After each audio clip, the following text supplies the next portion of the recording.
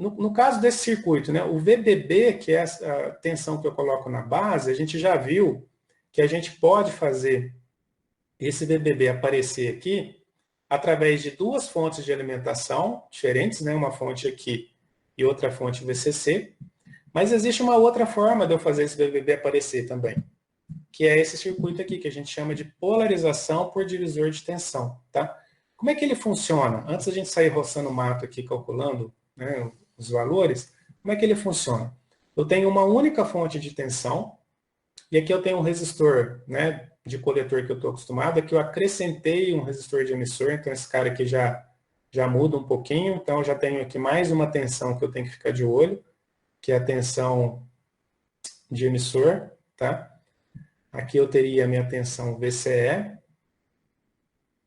e aqui eu teria a minha tensão em cima do VRC. Então agora o meu VCC ele vai ser distribuído em 3 pedaços, tá? O VRC, o VCE e o VE. E como é que a tensão de base aparece, tá? Onde é que vai estar a tensão de polarização de base que vai gerar o meu IB? Se eu colocar 2 resistores aqui, ligados para a fonte, eu vou ter uma corrente que desce aqui, outra corrente que desce aqui. Eu vou chamar isso aqui de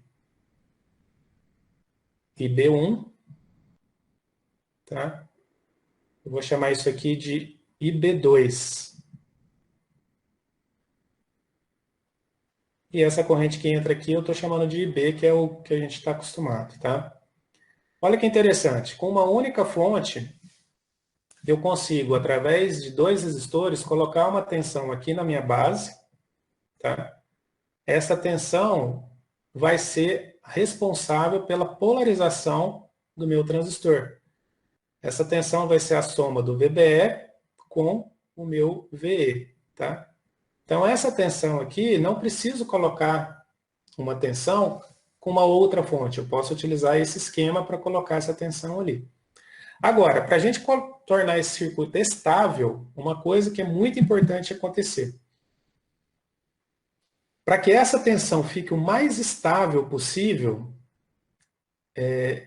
esses 2 resistores, eles não podem depender da corrente que está entrando na base, tá? A tensão em cima desses 2 resistores não poderia depender disso. Por quê? Vamos imaginar, o IB, se a gente olhar nesse circuito, o IB1, tá? Ele seria igual, pela lei de Kirchhoff, ao IB mais o IB2, tá? Então seria IB mais IB2. O que eu vejo aqui? Se o meu VBB, né, que é a tensão que está sendo aplicada aqui na base, é a tensão da base para o terra, então ela vai ser quem? Ela vai ser o IB2, certo? Vezes o próprio R2, tá?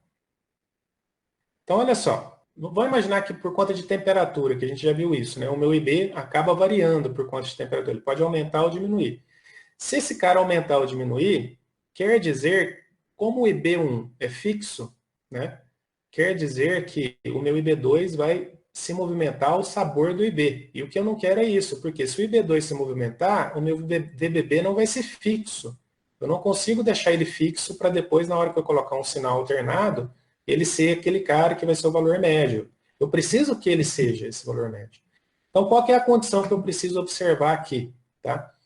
Se eu fizer o IB2, que é a corrente que desce pelo resistor R2, muito maior, esse é um símbolo que não sei se vocês conhecem, muito maior do que o IB, e esse muito maior aqui é pelo menos 10 vezes maior, o que eu vou observar? Se o IB2 aqui for 10 vezes maior que esse carinha aqui, eu posso dizer que o IB1 ele vai ser aproximadamente igual ao IB2. Tá? Ele não é igual, obviamente, pela lei de Kirchhoff fica evidente isso, mas se eu fizer essa proporção, tá? Se eu colocar o IB2 muito maior que o IB, 10 vezes maior. Vamos imaginar, o IB2 é 100 microamperes. O IB é 10 microamperes. Quer dizer que o IB1 vai ser 110 microamperes. 110 microamperes e 100 microamperes são próximos, tá? Quando eu faço isso, eu reduzo a dependência da tensão que eu estou polarizando aqui, a minha base, com relação à variação de IB, que pode mudar pela temperatura, por exemplo, do componente, né? No inverno pode ser uma, no verão pode ser outra, ou dependendo das condições de potência que os circuitos estejam, né, sendo sujeitos aí também.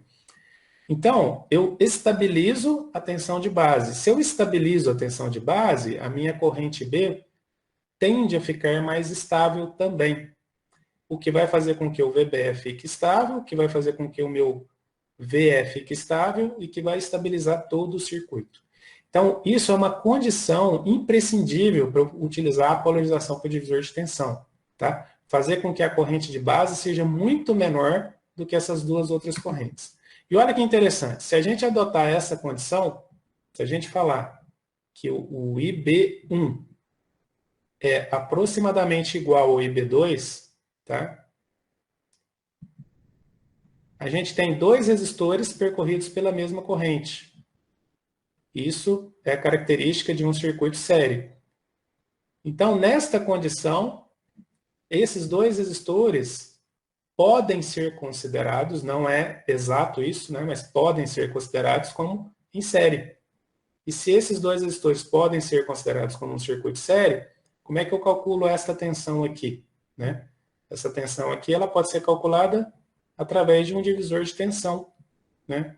Onde a tensão total aplicada seria o meu VCC, ou 10 volts, vezes o resistor que eu quero, que seria o R2, tá? Estou colocando aqui de maneira literal, dividido pela soma dos dois. Eu só posso aplicar esta fórmula aqui utilizando esta consideração, tá certo? De que a corrente de base é muito menor do que a corrente que desce ali do IB1 e do IB2.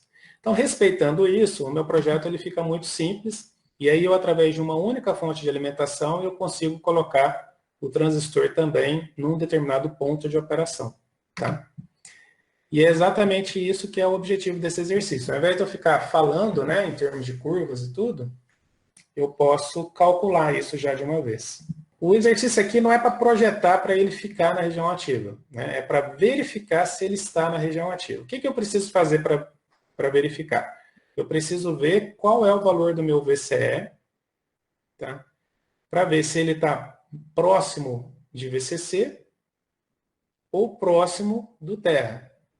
Se ele estiver bem longe desses dois, ele vai estar na região ativa. Se ele estiver próximo do VCC, ele está no corte. Se ele estiver próximo do terra, ele está na saturação. Então, verificar que ele está na região ativa é calcular o VCE e ver o quão distante ele está desses dois valores que eu falei para vocês. Como é que a gente faz isso? Aqui vem uma metodologia simples, tá? Que se você seguir não tem erro.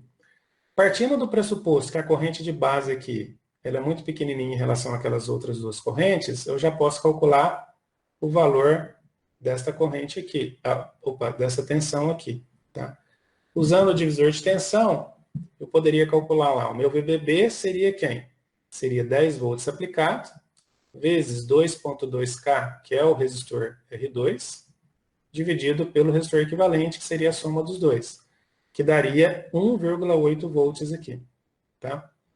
Se eu tenho 1,8 volts aqui é a tensão deste ponto em relação ao terra. Supondo que essa junção PN, né, com 1,8 volts aqui, seja suficiente, né, porque está maior que 0,7 para polarizá-la, então eu tenho 0,7 no meu VBE. Se eu tenho 1,8 da base para o terra com 0,7 no VBE, quanto que sobra aqui? Vai sobrar 1,8 menos 0,7, que é 1,1 volts. Então, a minha tensão VE, que é a tensão de emissor, é 1,1 volt. Sabendo a tensão em cima desse resistor, eu consigo calcular a corrente. Corrente é a corrente IE. Como é que é a corrente aqui? Lei de Ohm. 1,1 volt dividido por 1K, que vai dar 1 miliampere, 1,1 miliampere. Tá? Aqui, se ele estiver na região ativa, a gente já viu que a corrente de emissor, né, das fórmulas que a gente viu lá, ela é beta mais uma vezes a corrente de base. A gente viu isso lá no início, tá? E a corrente de coletor, que é a corrente que está aqui, ela é beta vezes a corrente de base. Se o beta for alto, vamos imaginar que seja 100, a corrente de emissor vai ser 101 vezes IB e a corrente de coletor vai ser 100 vezes IB. Ou seja, praticamente a mesma coisa, né? Então, a gente pode considerar na região ativa, com beta alto, que a corrente de coletor é quase igual à corrente de emissor. E aí a gente consegue calcular qual é a tensão daqui para o terra, que é a minha tensão VC. Para eu achar o VCE, eu preciso achar essa tensão. Como é que fica essa tensão aqui? Essa tensão vai ser o que sobrar de 10 volts que eu tenho aplicados aqui, menos a tensão que tiver em cima do meu VRC. Quem é a tensão que está em cima do VRC? É o IC vezes o RC. E o IC eu tenho, que é igual ao IE. Então, vai ficar 10 volts menos IC, que eu estou aproximando para IE, 1.1 mA, acabei de calcular, vezes 3.6K, aqui é ohms, não é watts. Tá? Se eu fizer essa conta, vai dar um VC de 6,04. Então, do coletor para o terra, eu tenho 6,04 volts. Se eu subtrair essa tensão deste ponto para o terra, da tensão deste ponto para o terra, eu tenho o meu VCE. Tá? Então, meu VCE, aqui está errado, não é VC, é VCE. Tá? Vai ser 6,4 menos 1,1, que eu já tinha calculado lá atrás, que eu tenho 4,94 volts. Então, né, fazendo todos esses cálculos aqui de polarização, eu percebo que o meu VCE está em torno de 5 volts. Se eu estou alimentando com 10 volts o meu circuito e o meu VCE é de 5 volts, a gente pode ver que ele está na região ativa, inclusive, né, ele está no melhor ponto possível da região ativa, que seria na metade do valor de VCC. Tá? Então, toda vez que a gente tiver um circuito transistorizado, de antemão, a gente não sabe se ele está no corte, se ele está na saturação, ou se ele está na região ativa. Nós precisamos verificar isso. A gente já viu isso, né, nas aulas anteriores, quando ele está funcionando como chave, o corte de saturação, e hoje eu estou ensinando para vocês um novo método aí de polarização, e aí a gente acabou de verificar que ele está na região ativa. Então, ó, verificando que ele está na região ativa, a gente pode ter agora, né, o poder de projetar um circuito parecido com esse, sempre que a gente precisar, ajustando os valores de RC, RE, R1 e R2, de maneira a colocá-lo na região ativa. Para cada transistor, né, que eu colocar aqui, e para cada condição de operação que eu quiser, esses valores podem mudar. Mas não é difícil de fazer isso também não, tá? Para eu conseguir fazer isso, né, na próxima aula eu vou explicar isso mais em detalhes, mas a gente tem uma série de regrazinhas aqui, tá? Para um circuito genérico, como esse que eu tenho do lado esquerdo, de polarização para divisor de tensão, para eu colocar o transistor na região ativa e ele ficar muito próximo daquele ponto ideal que eu quero, para poder fazer a amplificação, a primeira coisa que eu tenho que fazer é considerar que o meu VE, isso é uma condição, isso aqui são regrinhas de projeto, uma receitinha de bolo, tá? Essa tensão daqui para cá, ela tem que ser 10% do VCC, tá? Se eu sei essa tensão, né, essa tensão aqui, eu posso calcular quanto que vale, e eu sei essa corrente, né, que é do ponto de operação dele, que é igual ao IC, eu tenho como calcular o RE. Calculando o RE, eu faço o RC 4 vezes o RE. Então, já obtive esse componente aqui. Agora, eu obtenho este componente aqui. Depois, fazendo, né, sabendo que eu preciso ter esta corrente aqui muito menor do que essas duas que estão passando, né, daqui para cá, a condição para que isso seja satisfeito é fazer com que o R2, que é esse resistor de base de baixo aqui, ele seja menor ou igual a 10% de beta vezes o valor de RE, que eu já tinha calculado. Tá? Isso aqui vem do equacionamento de Kirchhoff, com essa condição que eu falei para vocês, vocês fazerem essa corrente de base ser 10 vezes menor do que a corrente que desce ali pelo R2. Tá? Então, calculando esse valor de R2, eu consigo calcular o valor de R1. O R1 vai ser quem? Vai ser a tensão que eu tiver nesse ponto aqui, tá? Que seria a tensão V2, tá? A tensão V1 é a tensão que está em cima do R1. Então, se eu fizer esse divisor aqui de tensão, e isso eu posso fazer, porque se eu tenho o R2, se eu tenho aqui o 0,7 e eu sei qual é a corrente e a resistência que eu tenho aqui, eu consigo achar o meu V2. Se eu tenho isso, o V2, eu tenho o V1, porque o VCC tem que ser a soma dos dois. Então, fazendo V1 por V2 vezes o R2, eu consigo achar o meu R1. Tá? Achando todos esses valores aí, eu consigo projetar o meu circuito e colocar ele dentro da região ativa. Então, o que a gente viu na aula de hoje? Tá? A gente viu que para um transistor operar como amplificador, ele tem que ser polarizado de uma forma em que o ponto de operação dele fique, o ponto quiescente dele fique dentro da região ativa, que seria ideal que esse ponto de operação ficasse em cima de VCC sobre 2, para ter o máximo de excursão do sinal, o máximo de aproveitamento do sinal. Para eu colocar esse ponto de operação num determinado lugar dentro desse universo aqui, eu preciso ajustar os resistores do circuito. Tá? Uma forma de eu fazer isso é utilizar a polarização por divisor de tensão, que é essa que eu acabei de mostrar para vocês. Através desse exercício, a gente viu que, nesse caso, eu consigo calcular qual é a polarização, dados os resistores, eu consigo calcular qual é a polarização do meu circuito, mas vamos imaginar que eu não tenho os resistores, que eu preciso fazer o projeto para colocar o transistor na polarização. Então, é só usar essa receitinha de bolo aqui, que a gente consegue calcular todos os resistores necessários para construir um amplificador, ou para colocar um transistor no melhor ponto de operação para ser um amplificador de pequenos sinais.